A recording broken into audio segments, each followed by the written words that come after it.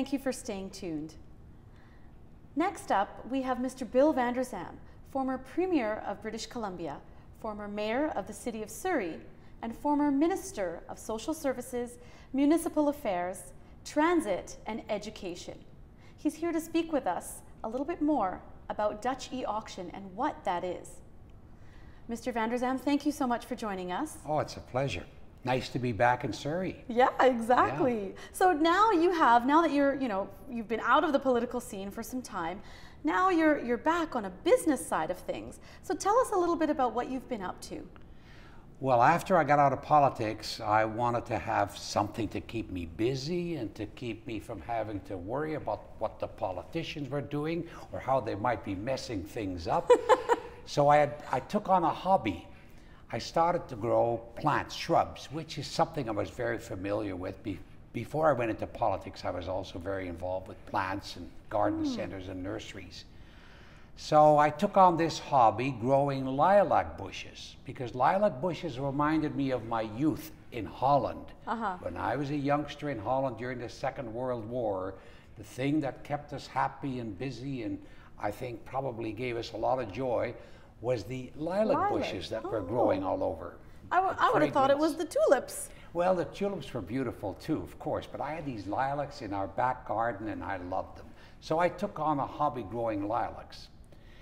It became a hobby very much out of control. I started out with a few thousand bushes, which I thought was a lot, but before very long, I had over 100,000 lilac bushes, and I was known as the Lilac King of North America.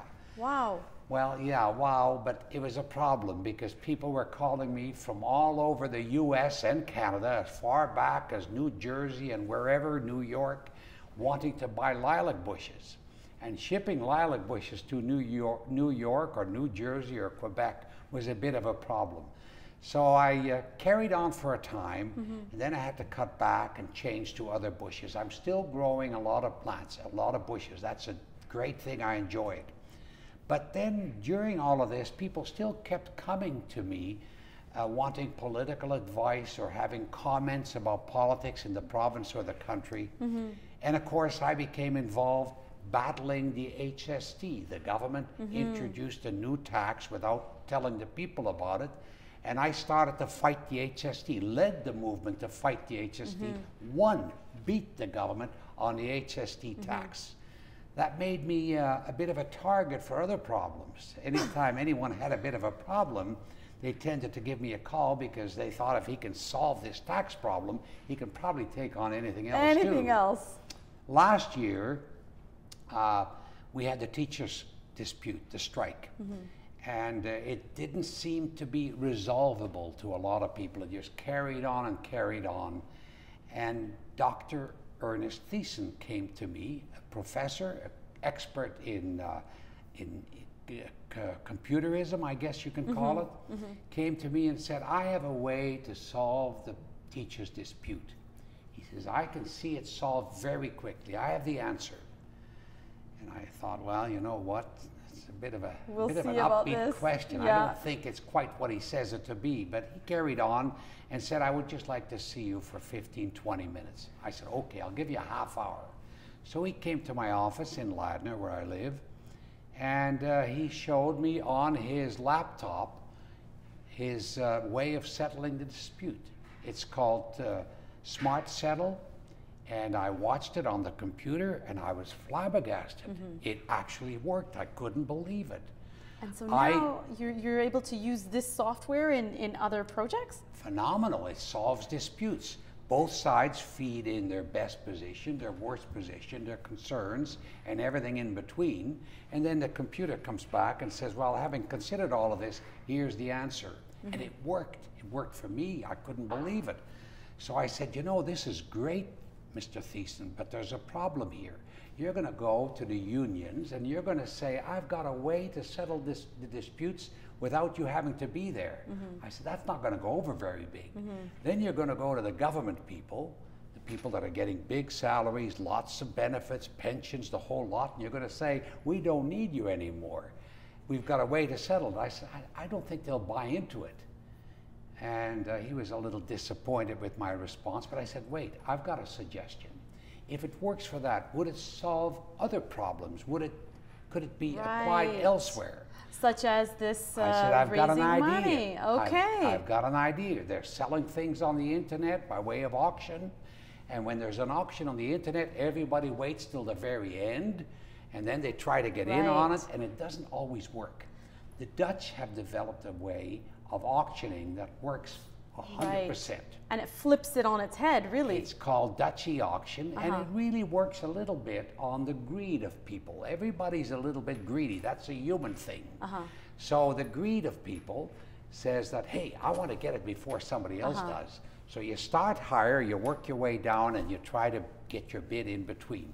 And it worked gangbusters. It works. It works for the flower auction in Burnaby, where they sell their flowers and plants from all over the province through a Dutch auction. People from all over Canada and the US actually buy. So anybody can bid on this? Anybody can bid on it. It works on the internet, or you can sit in a chair at the Dutch auction. Similarly so, what we're proposing here, as Ernie has explained, you start with a higher price and you work your way down, and it works. People see what they're buying. It's guaranteed in a way because they can go and look at the product after.